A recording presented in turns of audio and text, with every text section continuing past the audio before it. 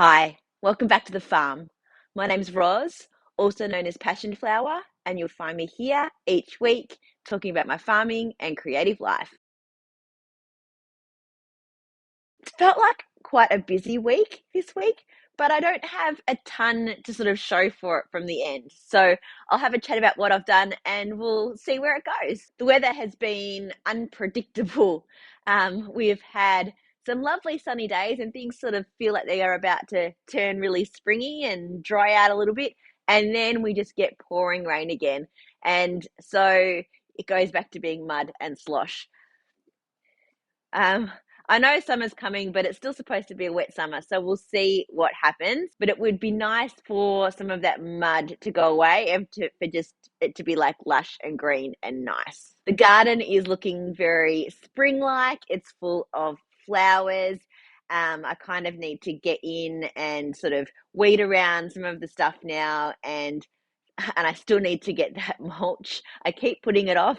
Um, and I know it's because it's going to be a big job when it gets here, but also because it's been so wet, it's going to be difficult to get a large truck in for the delivery. So it's kind of been a bit of procrastination on my part, but also the conditions haven't been ideal. I've been trying to encourage the grass to grow in the shed paddock for the sheep. I've been sprinkling out some of like the leftovers at the bottom of the hay bag to see if I can get those seeds to grow, or at least to prevent the weeds from kind of growing back and for actual grass to grow up through it. So I'm hoping that that will work. That paddock is recovering quite well. So I've had them out of it for a week and it is bouncing back really well. The grass is starting to really come through, and I haven't been letting them eat down everything too low that it sort of rips everything out of the ground. So yeah, that's my plan for that paddock, and hopefully that will work. They are still getting a biscuit of hay each a day at the moment, and grain every second or third day, depending on what my schedule is and when I'm around. If I sort of come back and forth in the shed a couple of times, I might give them hay in the morning and then grain in the afternoon. But they're also grazing really well on the grass in that paddock at the moment. So they're not wanting for food. I gave them all a pat just before, and they're starting to get a little bit fuzzy now. The wool is starting to grow back. They're certainly going to be a while before they're those big fluffy sheep again, but I feel like they don't look freshly shorn anymore. The slightly warmer, sunny weather has prompted me to do a little bit of a spring clean around my house. Not a big rejig of moving furniture like I did this time last year, but what I have done is just a little bit of a declutter. Feels nice to get stuff out of cupboards and shelves, things that you haven't used for a really long time, and just make things much easier to get that you use. And I feel like it's actually taken me a long time to get there, to actually live with a lot less and to really pare down the things that I own to the things that I use and that I like, and to find a place for everything and to put things away, um, rather than just dumping it in a spot where it doesn't belong and then everything gets messy. So by having a lot less stuff and having a spot for everything, it's much easier to be able to put things away where they belong and for everything to be much cleaner. And it just makes everything feel a lot nicer. So I did a little bit of that. I also did a little bit of clothes shopping. I'm thinking ahead to my summer holiday unwind craft yarn cruise. So I bought some summery kind of clothes. So I have a lot of like dirty shorts and t-shirts and stuff that I wear around the farm. I'm not really sure that that's going to be appropriate. So I bought myself a few new things. I do still need to go through my wardrobe and get rid of some of the stuff that I haven't worn this past winter. Anything that's old and torn and all that kind of thing. And then get out my summer clothes from the tub where I keep them and kind of do that wardrobe rotation. But it's not quite warm enough to commit to doing that yet. But that'll probably be something that will happen in the next few weeks. I've got exciting news.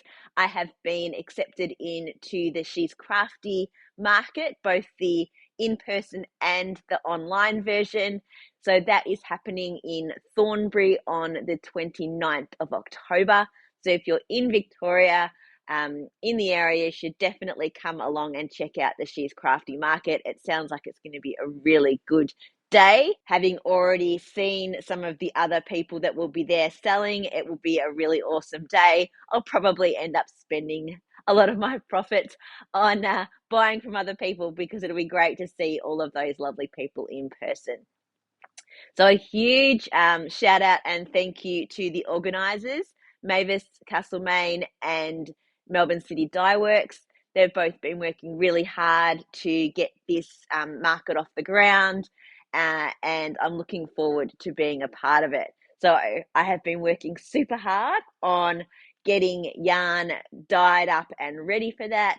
I've been making my Wonka colours into mini skeins. I've already got a whole lot of flower, full skeins and mini skeins.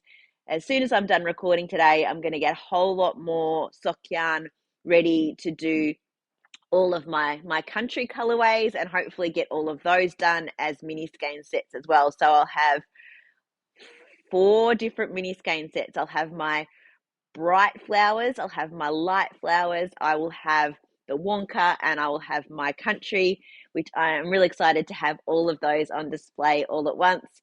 I've bought a new trestle table, so I will be sort of experimenting with a bit of a different setup for the market. I'll do some practice runs here once I've kind of got my stock and figure out how I want it to look. Everyone does that, right? Just practice setting up your craft table in your shed at home. So that's sort of some exciting stuff that's coming up business wise. My aim is to get a whole lot of my sock yarn done, and then I'll see how much I get done of DK. But since we're moving into warmer months, I'm not going to prioritize the DK yarn. And what I might do is have that as pre-order special on my website, but not have as much to show in person in Thornbury. So I'm sort of trying to figure out how to manage the online and the in-person at the same time.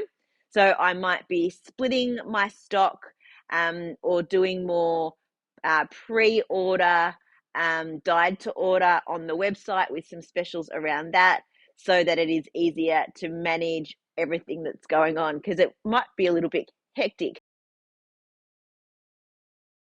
First to what I'm wearing this week, I decided I would throw on my Faded Frenzy, the non-faded version. As you can see, I've got the stripy variegated at the top, which is Highland Handmaids in the Aurora Australis colorway, but she doesn't dye anymore, so I'm sorry you won't be able to get that one. And the purple at the bottom is Fiber Spates. I think it's the grape colorway. Thank you to Robin from Unwind for helping me choose the purple to go with this. I think it works really well. It's probably not quite warm enough to be wearing this today, but I thought for recording I would, and then I'm going to just pop a jumper back on over the top. I like how it sits. The shoulders are a little bit square because I've had it folded, so I might need to sort of roll it a different way so that they don't flare out quite as much, but it's actually not too bad. The neck is really comfortable, and it's sort of the right size for me. I don't like it too high up, but I don't like it sitting out boat neck either. So this is quite good. The detail on the sleeve is just that little garter, which is quite nice. It sits sort of just snugs in around my waist. And yeah, I really like this one. So I have a couple of other single skeins that will knit up similarly to this. So I'm thinking what I might do is try and match a solid with that as well and do a few more versions like this one, because I think that it will be a really good top to wear with shorts or linen pants for sort of that spring summer. I went to grab all of my craft progress this week, and I actually really don't have that much. I don't really recall sitting to knit really that much this week. So yeah, I don't have a ton to show you, but I'll show you what I've got. Firstly, to my Ramuri yoked mosaic top, I've probably done, gosh, only a few rows, but it feels like the patterning's really starting to come out. You can really see that now. So I'm about halfway through the chart, I think. So I am making slow progress. Once the mosaic's finished, it's just going to be knitting in the round, so it might go a lot quicker after that. But yeah, this is taking me a lot longer than I thought it would, but I am enjoying it. I did a little bit of work knitting.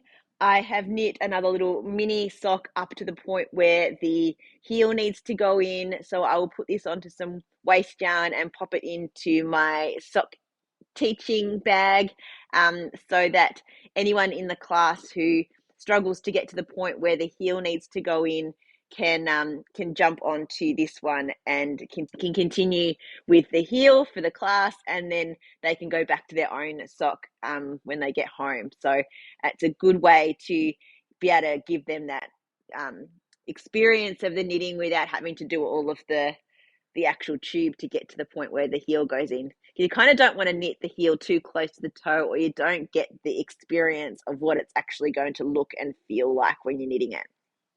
So that's that. And I've also been knitting on my 2 at a time socks. Again, not really a ton of progress, but I did pick these up a few times and I've been enjoying working on those, again with the fun colors. All of my own hand-dyed yarn, so that is a nice way to use up some of the stuff that I was doing some samples with. The other thing that I spent some time on this week was repairing some socks for my dad that I knit him quite a while ago. So I knit him a pair of socks in my speckles in blue, and I thought he was going to wear them as bed socks. So I put in some Zilana Cozy for the toe and the heel, thinking that he wouldn't be walking around in them very much. But he sort of ended up using them as slippers, and he wore through, can you see that big hole? He wore through the heel. So he asked if I could fix them for him. And there's absolutely no way I can darn this. It is so felted and just ripped that the only way to fix it is actually to pull the heel out and re-knit it in, which I've done on the first sock already. So there is the replaced heel. I literally had to cut the yarn out because it was so felted, pick up the stitches. I knit a couple of rows plain, and then I put in a heel, an afterthought heel, and kitchened the end, which is not my favorite thing to do, but I think I did a pretty good job.